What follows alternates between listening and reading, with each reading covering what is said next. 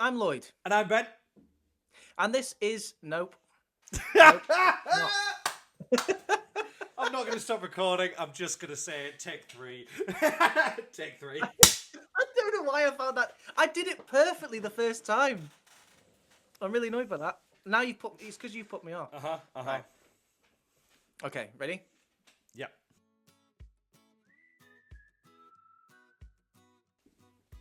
Hi, I'm Lloyd. And I'm Ben. And this is Off Script, a brand new podcast all about finding actors and starting a conversation in the acting industry. It's coming later this month with Minor Spillage Productions. So I would say Off Script is, well, very much what you've just said, but it's us two having a conversation. It's a reason for me and you to catch up once a week and talk about the things we enjoy, while also sort of giving a little bit of sort of maybe some top tips, maybe some sort of fun, creative ideas out there into the world, but also just so some other people might be interested, might be going through the same experiences, you know, and following some actors that are hopefully on the up and up.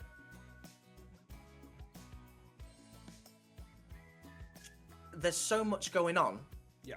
in the world right now, like when it comes to like TikTok and all reels and stuff like that.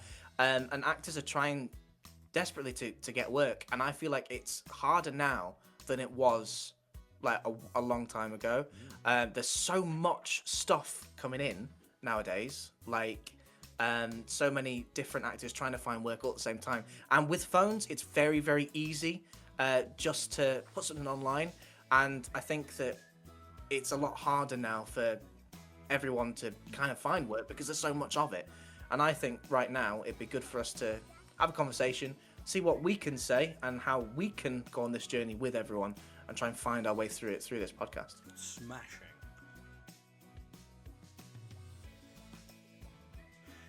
It's my podcast. No, it's not.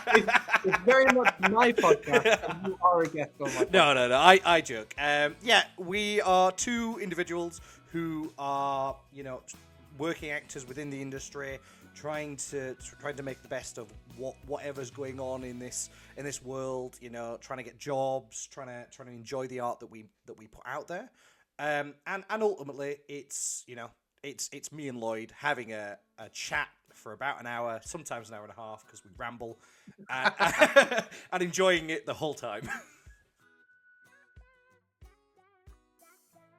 Ultimately, I think the answer to that question is we were just talking about work and how we're doing and you know, what's the next step for us. Like, we're talking about individual sort of like self-tapes that we're doing and how we're doing them. And it kind of came about that we thought, well, if we're having this experience, I'm sure there are lots of other actors that are doing exactly the same thing. So it's not really a podcast that's based on like us, just talking about us. It's more that we want to have a conversation with other actors and see how they're doing, because I think it's a very internal thing what we're doing sometimes, and I just don't think it needs to be. Oh, that is an excellent question. I think we actually sort of address it in Getting Work, I think, in our episode. But I think the words that are often told to an actor is it's not what you know, it's who you know, is very true, but it's no one ever tells you how to know those people. And actually going to creative fairs, going to sort of networking events which are happening all over the UK, I don't think it's something that is spoken about as often as it needs to be, if at all, really. I think, you know, I certainly didn't know about them until, you know, a few years back when someone went, "Oh, do you know that this is a thing?" And I'm like, "Oh, I've been doing this for years now and did not know." Yeah. So I think it's one of those things in the industry which no one tells you about. You kind of just find out through the grapevine.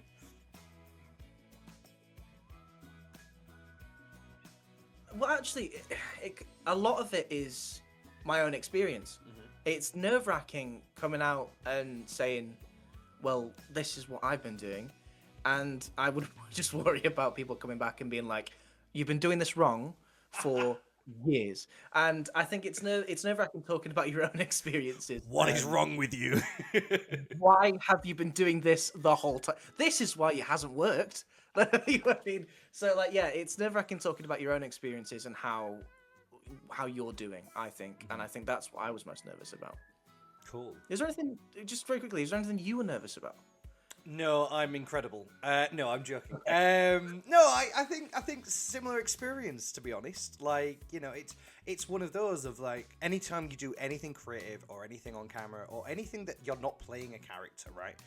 You are putting yourself out there into the world, and it's always nerve-wracking. I think as an actor or a performer or someone in the industry, nerves are natural. If you don't have nerves, that's weird. Yeah. Cool. I always get nervous before going on stage or doing any kind of production. So, yeah. Ooh, great question. It looks like this. It looks like us trying to make every part of our daily life something that can be productive. And look, ultimately, it's about putting yourself out there. It's about being as wide-reaching as you possibly can.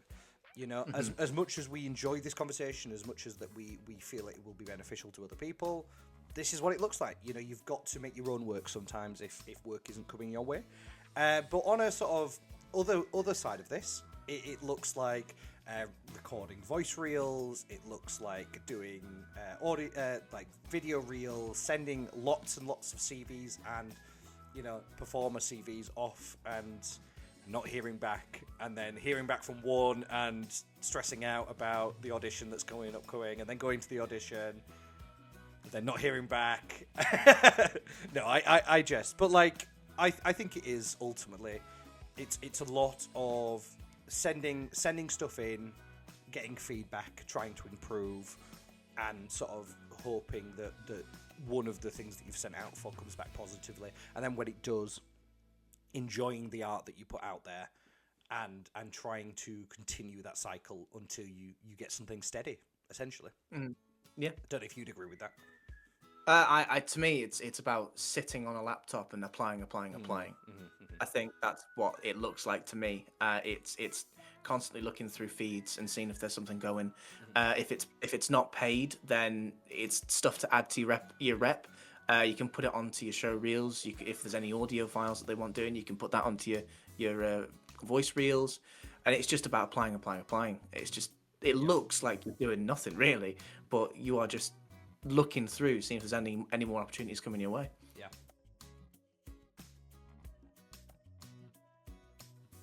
The biggest misconception is that it's successful. I don't know. I really think. I think when if you were to say to someone who isn't trying to get into the acting industry, and you were saying like things about actors, they'd instantly jump to Chris Pratt. They'd instantly jump to Arnold Schwarzenegger. They'd instantly jump onto Johnny Depp. They'd instantly jump on all these actors that they know that are successful.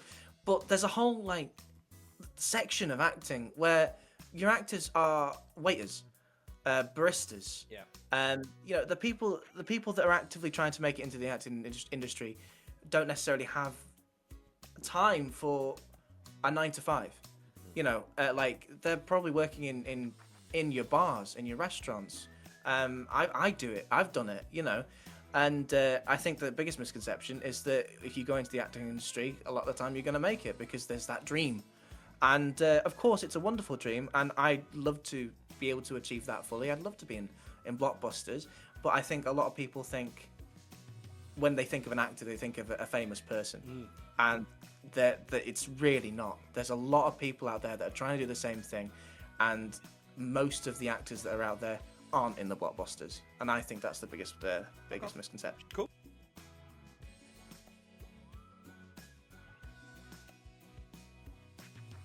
I hope no one makes mistakes, but obviously at the same time, I think everyone should make mistakes because that's how you learn. So actually, I'm going to completely cop out of this question and go, you should absolutely make mistakes.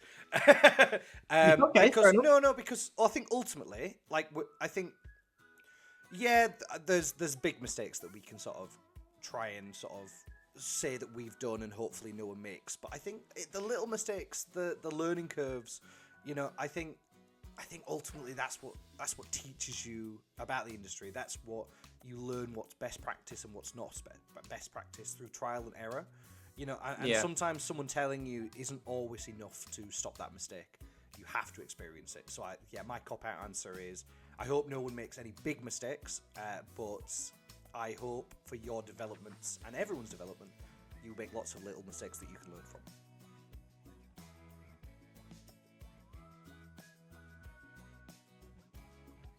I think this is an interesting one, because I think the people that I have sort of showed it to in clips, or sort of listened to it, is that they are surprised how genuine we are as Lloyd and Ben.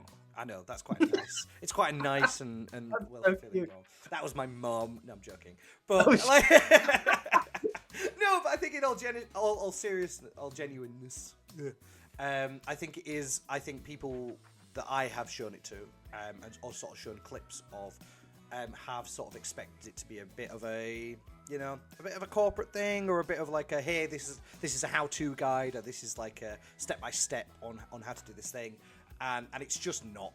It's just me and you having our normal conversation, what we would do at a bar, and and I think that's what surprised the people that I showed it to. So that's my thing, which is nice. So it comes off as genuine. Nice. So because it is. Because it is. Right? It's no, it's not scripted at all. Let me get my. No, it is not. Reading the prompter. Oh, let's move on. Well, I mean, I don't think so. I mean, they've all been honest. Like, it really, like as we said just before, it really is just us talking about our experiences, and hopefully that can help someone else. That's really what we wanted to do this for. It's really just about starting a conversation so that we can all like get along together. Because as I said like before, it's really, really insular. It's really like I'm doing this thing, whereas I feel it shouldn't be. It should be like go to your networking events, like go and do these things. Like you're not alone, and I think that would be the answer to that question actually. Really, they're all like quite honest. Yeah, no, I'd agree with that. I think just like in the previous question, which is ultimately at the end of the day, these are conversations that we would have been having, regardless of whether we're on camera or on audio. We would have sat at the pub and we would have had these same conversations. Maybe we've structured them a little bit better, because as we've been told, we ramble. We ramble. We're rambling now. We're rambling now. And on that note.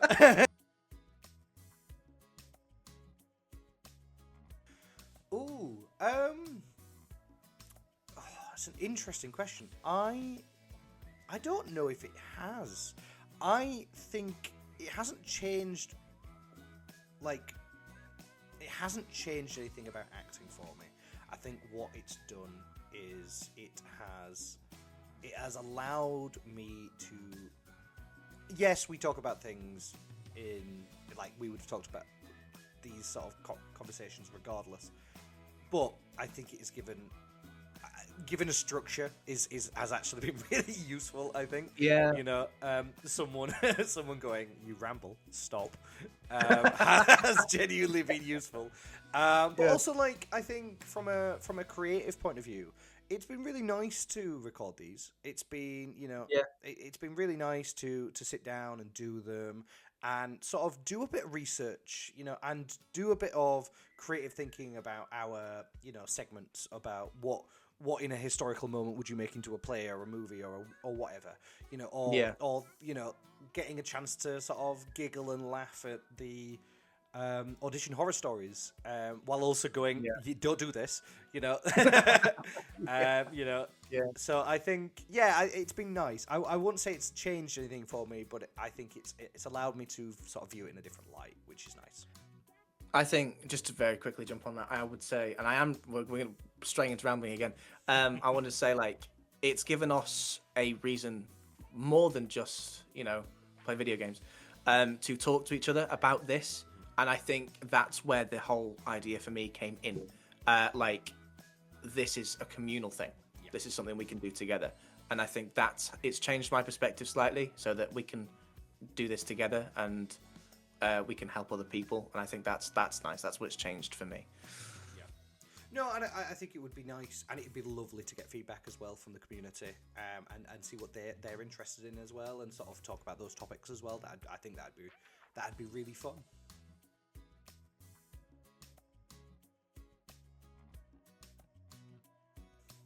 I think I think we talked about this earlier on, actually. I think you've got to have a thick skin. You've got to be able to bounce back. You've got to be, you've got to be able to like just let things wash over you, because there's a lot of rejection out there. There is. There is. I think you differ on this. I don't necessarily agree that you need thick skin. I think criticism is something that everyone is going to get, and people will differ. So one director will tell you your acting's great, and one director will tell you your acting's terrible. And I don't really think, like, it's hard not to take that. You know what I mean? It's conflict. So I don't think it's about having thick skin. I think where we do agree is about bouncing back. It's about being able to take the criticism, realize whether it is genuine or it's not, and then having the resilience to get back on the horse and keep going, and have that ambition to keep pushing forward. Because if someone tells me that I did a terrible job, I'm going to feel it.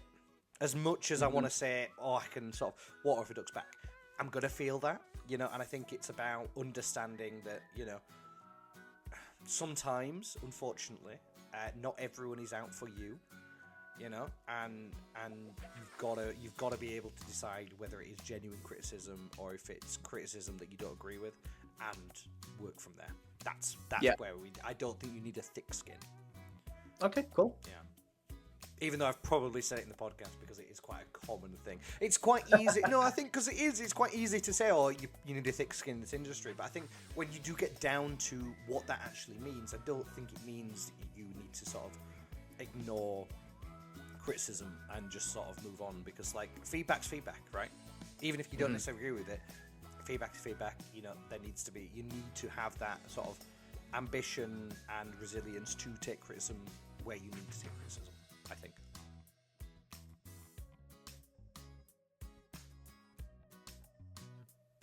I think it always does. It always makes me question myself.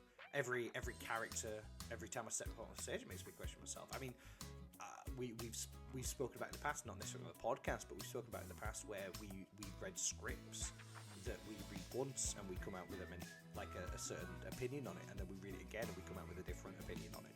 And I don't think that's wrong, but I think every character makes you question everything about yourself. There's sometimes you'll play a character that you don't like as a person, but you will be like, ooh, I see similarities in this and I don't like that. Or you might be like, oh, I really like this person and I have nothing in common with them, and that upsets me.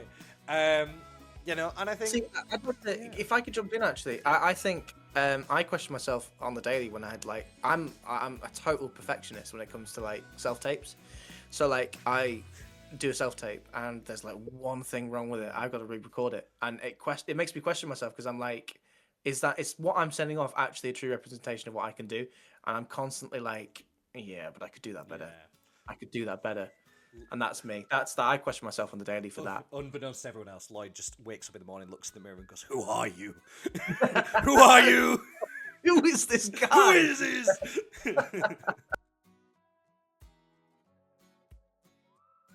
You want a cynical one or a nice one? I mean, you can answer it. Like, no, I mean, the cynical one is it will all be fine in the end. No, but I do think a nice one. I think a lie that everyone tells themselves is that you're doing as much as you can. Ooh. Which I don't think anyone, or very rarely, are. That's brilliant. That's brilliant. Thank you. I am excellent. Yeah. It's my podcast. that was really profound. That was profound. I appreciate that. I didn't realize that. I didn't have the mental capacity to think of that. Yeah.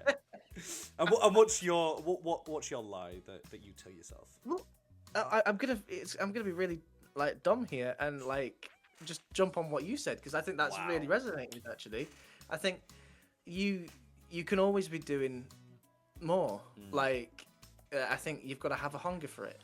And I think the lie that some people might tell themselves is that it will be all right, and that opportunity will come a knocking. You've got to find that for yourself. Yeah. That's it. And I think you've actually hit the nail on the head there. Wow. I think. Go on, Yeah. inflate my ego more. No, no. I don't want to. You Lord knows. My head will take up the whole screen eventually. We'll animate. I don't know if we can animate. It will animate it just bigger and bigger and bigger. As we go through the theory. Yeah, it just gets bigger and bigger.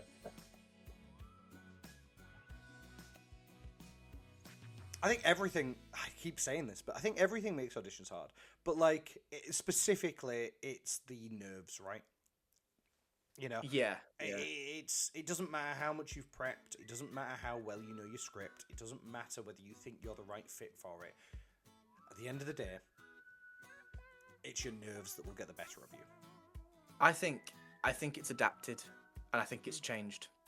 I think auditions, as I said before, are becoming self-tapes, and I find them cold. Yeah, I find them really cold. When I'm old enough to some obviously auditions are still held in the room, but the majority of ones that I do now are all self-tapes. But I used to love going in the room because the idea for them is to get a sense of the actor, but also the quality of the material you're giving and the energy that you're giving off. Yeah. As well. Yeah. But that's the energy. It's is this person someone I want to work with, and you can't get that from a self-tape. It's just the script and you, and I think it's cold. I think that would be the answer to my question. Actually, I think for me, I think it's us just getting through it together. Yeah. I think that's what's different about it. It's showing the journey. It's not the after product. It's not like it's like we actually addressed this in one of the episodes, but we talk about how you always see the actors after they've gotten their big break. Yeah. You never see the process, and I think this is it. This is the process.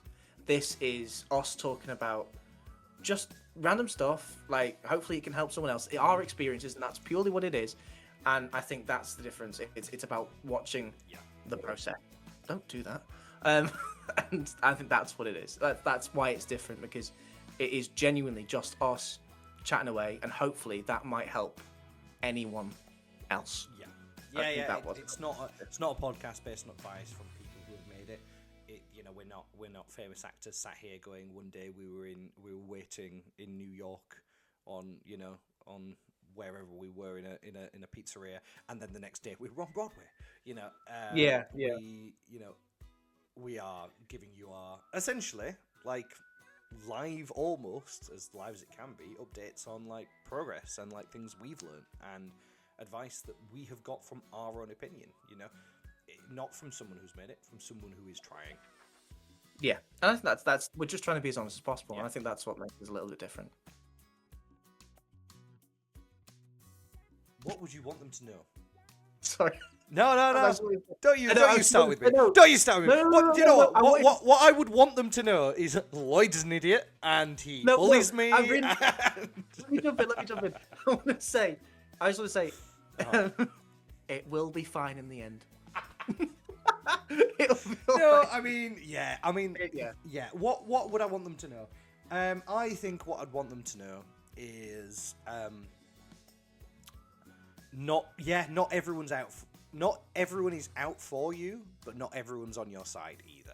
And I think you've got to find the people that you're on your side within the industry, and you've got to find the people that you connect with and work with them and create content where you can and put yourself out there more and more and more, and eventually something will catch. Yeah.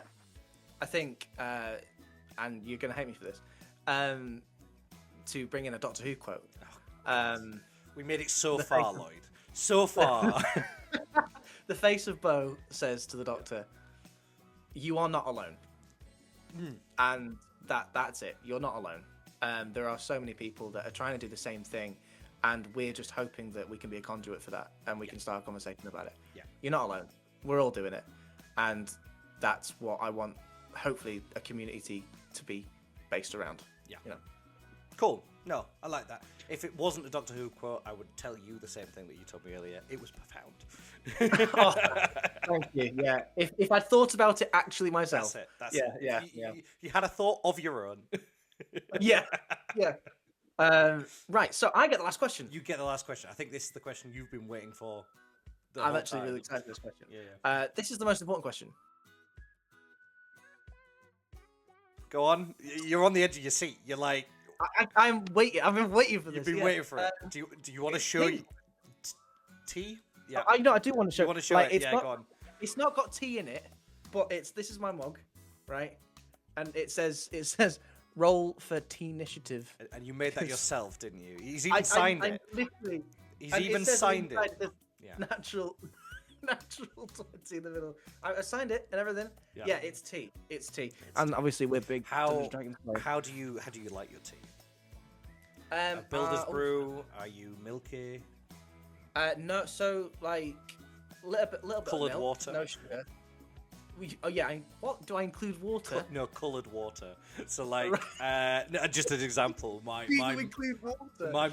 My mum will get a hot, like boiling hot water and dip the tea bag in for 10 seconds and take it out because she likes drink. She doesn't particularly like the taste of tea, but she feels weird drinking hot water. So she just likes the idea of the colour in the tea. Oh no! Yeah, it's weird. It's weird. That's horrendous. It's a crime. Horrendous. You know, from a Yorkshire family, it's a crime. Yeah. No, like I'll have a little bit of milk. I don't want it like milky. Okay. But like a little bit of milk, no sugar. It's like I like a strong brew. In fairness. I like a builder's brew with. I used to have seven sugars. 7 sugars? Yeah, No, you didn't. Really? It was bad. It was bad. I've got it down to a reasonable 2 now. 2 sugars. That's. Yeah. I know. Honestly, I know. I don't even have sugar. Like I just sugar. like the taste of food. I don't want hot sugar milk water. Which. But I mean, my favorite hot beverage is hot chocolate, which I will put more sugar in. I have a problem. Yeah, I will put sugar in my hot chocolate because I have a real sweet tooth. Is that the most nerve-wracking thing you've said on this podcast? Yeah. Putting that out there into the world. Yeah. Yeah, I get weird looks. I get weird looks when I get hot chocolate from like Starbucks or Costa, and then I'll put an extra sugar in, and everyone's like, "What?" Oh God, no, I couldn't do it. I love sweet things though. I love sweet things. So yeah. But yeah, there you go. Lovely. Well, that is the end of our questions. Hopefully that has given you all a good idea of what off script is, what we are, who we are. And the fact that Lloyd has no thoughts of his own and he's purely here to ramble and quote Doctor Who.